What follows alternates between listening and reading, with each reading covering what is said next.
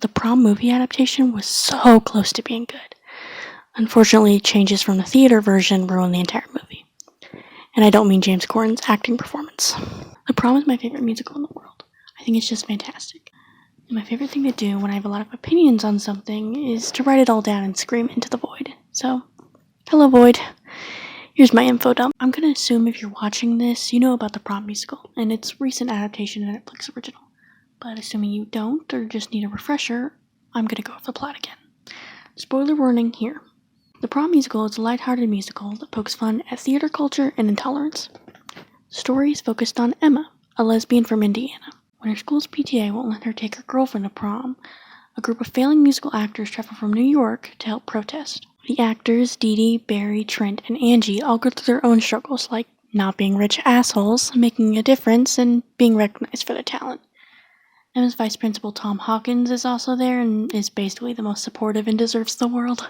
Emma's girlfriend, Alyssa, has a plotline about coming out to her head of the PTA mother and not caring what people think. The story is a feel-good coming-out musical with some good takes on homophobia, classism, and being true to yourself. So with that out of the way, we can get to the movie adaptation. In my opinion, adaptations are meant to bring a new perspective on a previous story.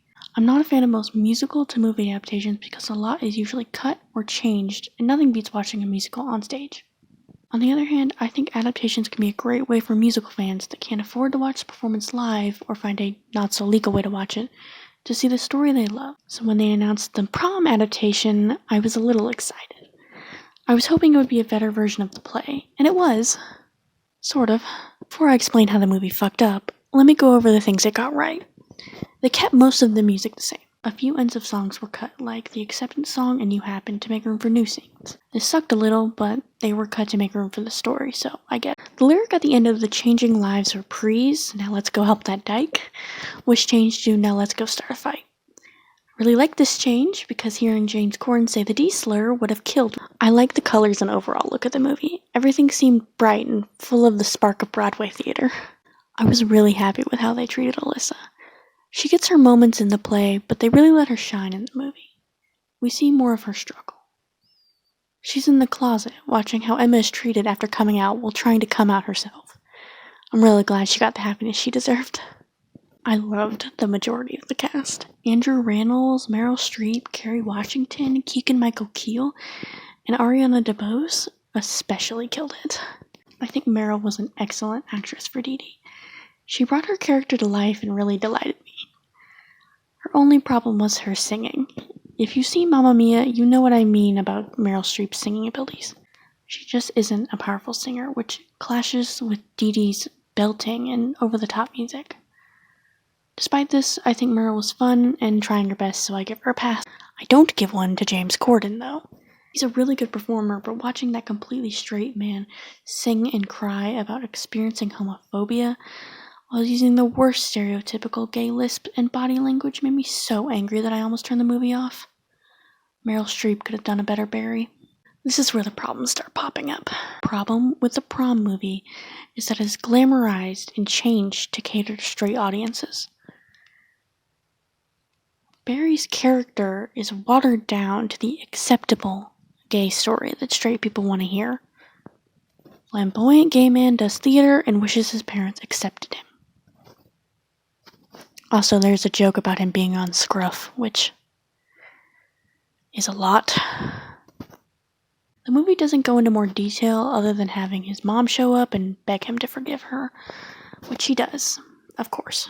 The movie does the exact same thing to Emma's character. She's supposed to be the main character, and yet we see more of the actors than her. Barry gets to confront his mom, but Emma doesn't. Emma, who was just kicked out by her parents, doesn't get to confront her mom. But Barry does, the man who was kicked out almost 40 years ago. In the moments we actually see her, she is completely different from her play character. For example, play Emma is butch, heavier, and wears glasses. She is shy and awkward and angry. Emma in the play sings Breathe with this exasperated rage at her environment and her fear. But in the movie, Emma smiles and dances around while singing her solo. She is played by the beautiful Jo Ellen Pellman, who is overwhelmingly sunshiny and positive for someone getting hate crimed. This change makes the scenes where Emma is hesitant out of place. She doesn't fit into the story anymore, even though she's supposed to be leading it. An easy, watered-down version of Emma from before. Plus, she dresses horribly in the movie. I mean, look at that. If looking at the characters doesn't convince you that this movie was made to pander to straight people, then let's look at the setting. The story takes place in the middle of nowhere, Indiana. The town is poor and rural. This is shown in how the rich actors react to staying there.